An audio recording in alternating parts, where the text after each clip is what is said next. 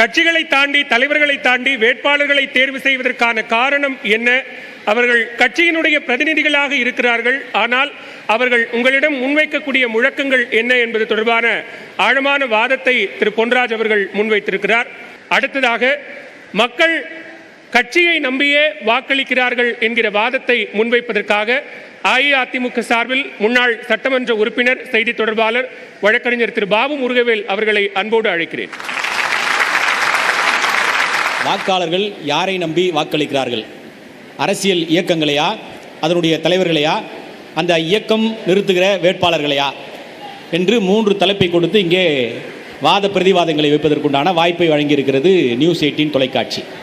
எனக்கு கொடுக்கப்பட்டிருக்கிற தலைப்பு, வாக்காளர்கள் ஒரு பிரதான இயக்கத்தை நம்பித்தான் வாக்களித்துக் கொண்டிருக்கிறார்கள் காலம் காலமாக என்பதை நான் ஆணித்தரமாக உங்களிடத்தில் நிரூபிக்க வேண்டிய ஒரு இடத்தில் நின்று கொண்டிருக்கிறேன். இங்கே யார் யாரெல்லாம் தாத்தா கட்டின வீட்டில் குடியிருக்கிறவங்க யார் யார் கை தூக்குங்க. எங்கள் தாத்தா வீட்டில் எங்கள் அப்பா இருக்கிறார், நாங்களும் இருக்கிறோம் அப்படின்னு சொல்கிறவங்க ஒரு கை தூக்குங்க. குறைந்தளவாக இருக்கிறாங்க. இப்போ நிறைய பேர் நம்ம வாடகை வீட்டில் தான் இருக்கிறோம். நானும் வாடகை வீட்டில் தான் இருக்கிறேன். தாத்தா கட்டின வீட்டில் இருக்கிறோம். ரைட்டாச்சா? இன்றைக்கு தமிழகத்திலே பெரும்பான்மையாக இருசக்கர வாகனம் தயாரிக்கிற ஒரு நிறுவனர் ஒருத்தர். ஆனால் இன்றைக்கும் அந்த நிறுவனம் இருந்து கொண்டிருக்கிறது. அந்த இருசக்கர வாகனத்தை நாமும் பயன்படுத்தி கொண்டிருக்கிறோம். அதுபோலத்தான் அரசியல் இயக்கங்கள் என்பது நிரந்தரமான ஒரு அமைப்பு. அந்த நிரந்தரமான அமைப்பிலே பல தலைவர்கள் வரலாம், பல வேட்பாளர்கள் வரலாம், யார் வேண்டுமானாலும் வந்து போகலாம். ஆனால் ஒரு இயக்கம் என்பது நிரந்தரமான ஒன்றாக இருக்கும். அந்த இயக்கத்தை சார்ந்துத்தான் தலைவர்கள் இருப்பார்கள், அந்த தலைவர்களை சார்ந்துத்தான் வேட்பாளர்கள் இருப்பார்கள். இது ஒரு புரிதலுக்காகத்தான் உங்களுக்கு நான் இதை சொல்வதிலே நான் கடமைப்பட்டிருக்கிறேன். அன்பு சகோதரர், நாம் தமிழர் கட்சியின் சார்பாக பேசிய அன்பு சகோதரர் டாக்டர் கார்த்திகேயன் சொன்னதை போல, புரட்சித் தலைவர் எம்ஜிஆர் மறைந்த பிறகு அனைத்து இந்திய அண்ணா திராவிட முன்னேற்ற கழகம் 2-3 துண்டுகளாக உடைந்து விட்டது அப்படின்னு சொல்றார். உண்மைதான், ஒப்புக்கொள்கிறேன். அதில் எந்த விதமான மாற்று கருத்தும் கிடையாது. பல சின்னங்களிலே நின்ற பல கட்சிகள் இன்றைக்கு இந்தியாவில் இருந்து கொண்டிருக்கிறது. ஜனசங்கம் ஆரம்பித்த போது பாரதிய ஜனதா என்ற ஒரு இயக்கம் இல்லை. ஜனசங்கம் ஒரு சின்னத்திலே தேர்தலிலே போட்டியிடுகிறது. அதனுடைய பரிமாணமாக வளர்ச்சியாக பாரதிய ஜனதா வருகிறது. அது வேற ஒரு சின்னத்திலே போட்டியிடுகிறது.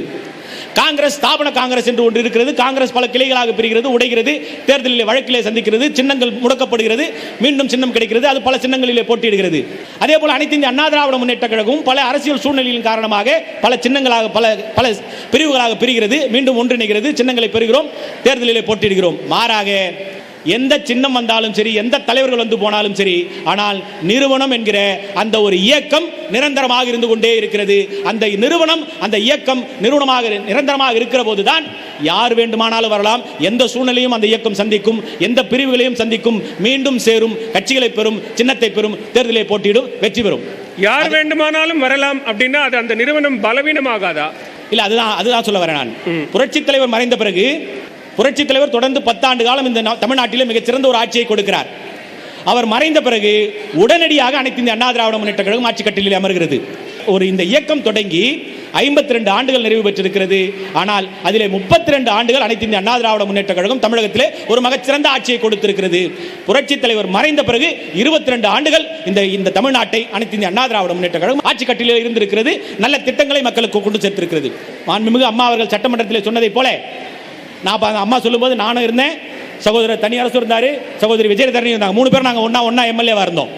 நாங்கள் 3 பேருமே சட்டமன்ற உறுப்பினராக தமிழகத்திலே நாங்கள் பணியாற்றி இருக்கிறோம். அப்போ மாண்புமிகு அம்மா சொன்னது, நான் இறந்த பிறகும் எனக்கு பின்னாலும் இந்த இயக்கம் 100 ஆண்டுகள் மக்கள் பணி ஆற்றும் என்று சொன்னாங்கன்னா அதுக்கு அர்த்தம் என்ன? இந்த இயக்கம் நிரந்தரமாக இருக்கும், தலைவர் மாறிக்கொண்டே இருப்பார்கள். அதுதான் அதனுடைய அர்த்தம். நான் இல்லாமல் போனாலும் இந்த இயக்கம் மக்களுக்காக மக்கள் பணி செய்து கொண்டே இருக்கும் அப்படின்னு சொன்னாங்க. அதுதான் அர்த்தம். வேட்பாளருக்கு வாய்ப்பு யார் கொடுப்பாங்க? கட்சி கொடுக்கும். தலைவரை யார் தேர்ந்தெடுப்பது? கட்சி தேர்ந்தெடுக்குது. அப்ப யார் பிரதானம்? கட்சி தான் பிரதானம். ஒரு கட்சி நிரந்தரமாக இருக்கிற போதுதான், ஒரு தலைவர் இல்லாத போது அந்த தலைவரை தேர்ந்தெடுக்கக்கூடிய வாய்ப்பு அந்த கட்சிக்கு வரும். ஒரு கட்சி நிரந்தரமாக இருக்கிற போதுதான் பல வேட்பாளர்கள் போட்டியிடுற போது ஒரு வேட்பாளருக்கு வாய்ப்பு கொடுக்கிற இயக்கம் கட்சியாகத்தான் இருக்கும். இப்ப நானோ அண்ணன் தனியரசோ ஒரு தனிப்பட்ட நபராக தேர்தலில் சந்தித்தோம் என்று சொன்னால் நாங்கள் ஜெயிக்க முடியுமா? நிச்சயமா முடியாது. சுயேட்சை வேட்பாளர்கள் வெற்றி பெற்ற வரலாறுலாம் இருக்குல்ல. ஒரு சந்தர்ப்ப சூழ்நிலைகள் அடிப்படையில் சூழ்நிலைகள் முடிவு செய்யணும்னு வச்சுக்கோங்களேன். பெரும்பான்மையாக ஒரு சுயேட்சை வேட்பாளர்கள் எல்லாம் இப்ப சினிமாவில் காட்டுற மாதிரி 234 தொகுதியிலும் சுயேட்சை வேட்பாளர் வெற்றி பெற்று அவங்க எல்லாம் ஒண்ணு கூடி ஒரு முதலமைச்சரை தேர்ந்தெடுத்தாங்க அப்படிங்கிற வரலாறு இந்தியாவிலே கிடையாது.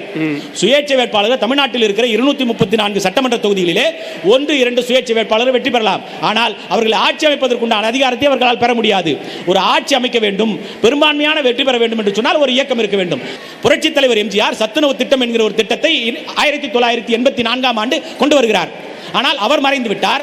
அதற்கு பிறகு மாண்புமிகு அம்மா அவர்கள் முதலமைச்சராக வருகிறார். அதற்கு பின்பு திராவிட முன்னேற்ற கழகத்தின் சார்பாக திரு கருணாநிதி ஆட்சிக்கு வருகிறார். அதற்கு பிறகு அண்ணன் எடப்பாடியார் ஆட்சிக்கு வருகிறார். அதற்கு பிறகு இன்றைக்கு முதலமைச்சர் திரு ஸ்டாலின் அவர்கள் ஆட்சியில் இருக்கிறார். ஆனால் அந்த திட்டம் யாராலும் நிறுத்தப்பட முடியாத ஒரு திட்டம்.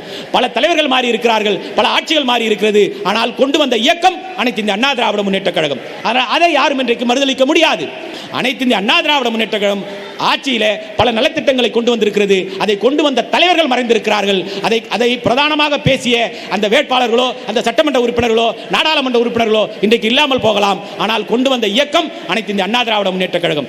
திராவிட முன்னேற்ற கழகம் 5 மிகப்பெரிய தலைவர்களால் உருவாக்கப்பட்ட இயக்கம். அந்த 5 மிகப்பெரிய தலைவர்களே டாக்டர் கனிமொழி சோமுனுடைய தாத்தாவும் ஒருத்தர். திராவிட முன்னேற்ற கழகம் உருவாக்குவதிலே 5 முக்கியமானவர்கள் இருந்தார்கள். ஆனால் அந்த 5 முக்கியமானவர்களும் சமூக நீதிக்காக சோசியல் ஜஸ்டிஸ் பார்ட்டியில் இருந்து ஒரு இயக்கத்தை உருவாக்குறார் என்று சொன்னால் தனித்தனியாக அவங்க இருந்திருந்தா செயல்படுத்திருக்க முடியாது. சமூக நீதியை கொண்டு வந்திருக்க முடியாது, சுயமரியாதையை கொண்டு வந்திருக்க முடியாது. அவர்கள் 5 பேரும் ஒன்று சேர்ந்து ஒரு இயக்கம் கண்டால்தான் அந்த இயக்கத்தின் மூலமாகத்தான் இது போன்ற சமூக நீதியை, இது போன்ற சோசியலிசத்தை கொண்டு வர முடியும் என்று அவர்கள் எண்ணதின் அடிப்படையில் தான் ஒரு இயக்கம் திராவிட முன்னேற்ற கழகம் என்கின்ற ஒரு இயக்கம் உருவாகிறது. அப்ப தலைவர்கள் தேவைப்படுறாங்க தானே? நிச்சயமா சொல்றேன் நான். அதெல்லாம் கொஞ்ச நேரத்துக்கு முன்னாடி சொன்னானே, இது ஒரு கூட்டு பொறுப்பு. தேர்தல் என்பது, வாக்காளர்கள் என்பது ஒரு கூட்டு பொறுப்பாக இருக்கிற இடத்துல தேர்ந்தெடுக்கக்கூடிய மனநிலை இருக்கிறார். ஆனால் பிரதானம் யார் என்று பார்த்தால் இது போன்ற நலத்திட்டங்களை எந்த இயக்கம் கொண்டு வந்திருக்கிறது, இது போன்ற நலத்திட்டங்களை அந்த தலைவர் மறைந்த பிறகும் எந்த இயக்கம் படிப்படியாக இருக்கிற மக்களுக்கு கொண்டு போய் சேர்க்கிறது என்பதை பார்க்கிற போது இதுதான் பிரதானமாக இருக்கிறது.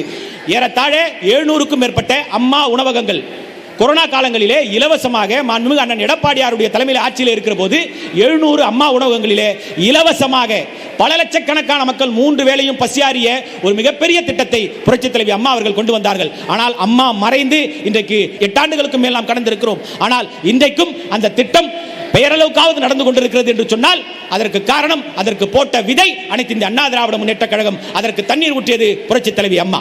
இதைத்தான் சொல்ல வருகிறோம். ஒரு இயக்கம் இருக்கிற போதுதான் மக்களுக்கான சிந்தனை உதிக்கும். அந்த மக்களுக்கான சிந்தனை உதிக்கக்கூடிய தலைவர் அந்த இயக்கத்தில் இருக்கிறார் என்று சொன்னால் அந்த இயக்கத்தின் மூலமாக மக்களுக்கான நலத்திட்டங்கள் கொண்டு போய் சேர்ப்பதற்குண்டான வழியும் வாய்ப்பும் பிரதானமாக இருக்கும்.